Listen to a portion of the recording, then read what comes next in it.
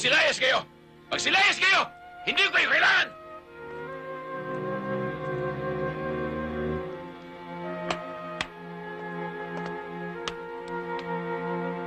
Pati ba ikaw, Aldrin?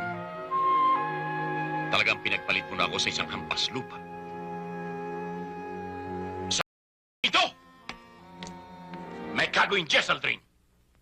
Magdesisyon ka. Ang lahat ng ito, ang lahat ng naipundar ko, at ang lahat ng iwanan ko, sa iyo ko ipamamana. Pirmahan mo lamang ang mga papeles na yan. Gusto ko lang makasiguro na kahit isang sentimo ay hindi sasahid sa palad ng babaeng yan. Huwag niyo akong tutulad kay Mama at kay Papa. Kay Mabel. Aldrin, mamili ka. Siya o ako? Hoy, hindi pa natatapos ang usapan. Hindi pa kita pinaalis. Kailangan tumistigo ka para malaman mong hindi ka niloko.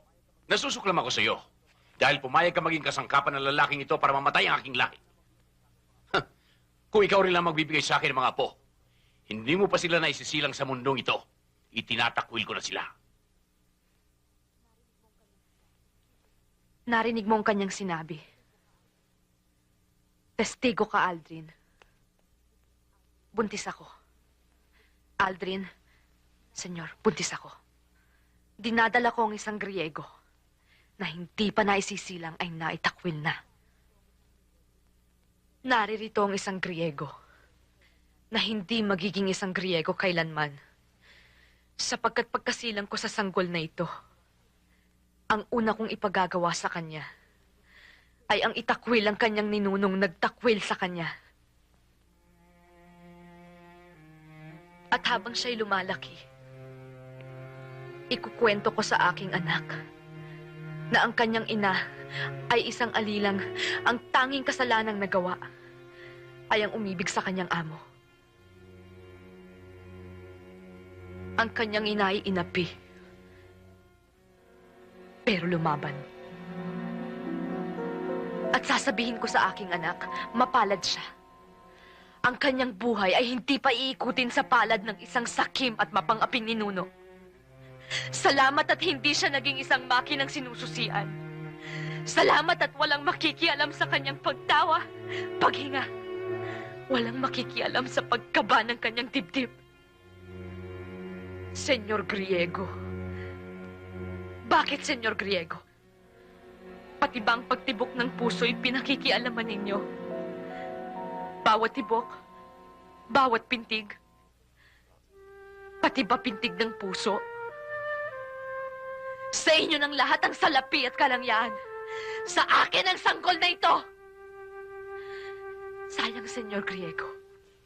Kahit ang tawa ng batang ito'y hindi ninyo maririnig. Sayang. Mauubos ang inyong kayamanan. Mamamatay ang inyong pangalan. Sapagkat itinakwil ninyo ang anak ng inyong apo. Isa kang malaking bigo, Senyor Griego.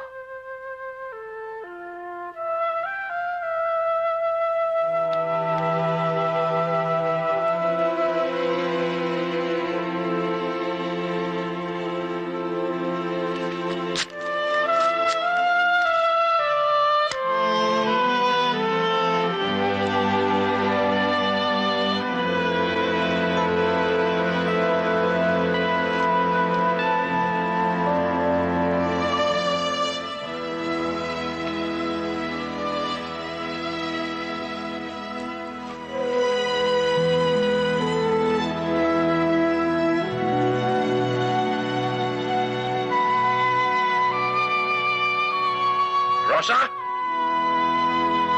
Rosa?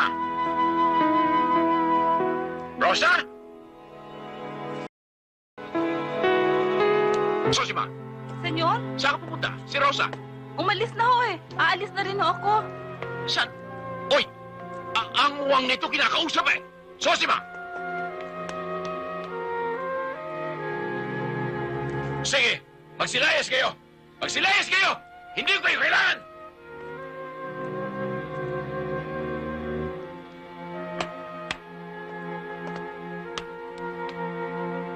Pati ba ikaw, Aldrin?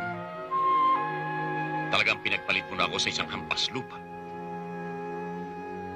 Sa ito! Nana Rosa? Tena.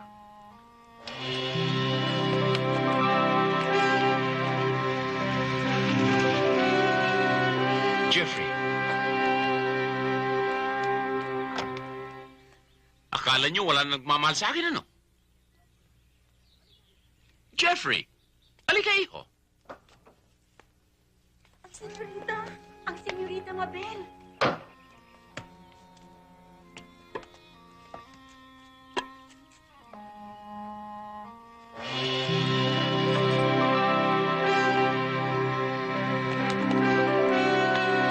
Mga simbergwensa! Mga panay-gutom!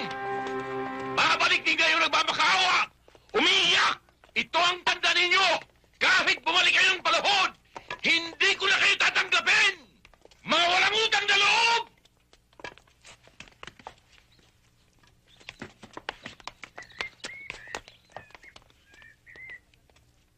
Nag-iisa na kayo ngayon, Senyor Griego. Wala nang Rosang magbibigay sa inyo ng agahan. Wala nang Zosima, Lucio, Tino, Jeffrey, Mabel, Aldrin. Wala nang makapagtitiis pang magsilbi sa Diyos Ama ng mga Griego. Kung may karangalan kayong malalaki, may karangalan din kaming maliliit. Senyor Griego, hindi lang kayo ang may karapatan sa mundong ito.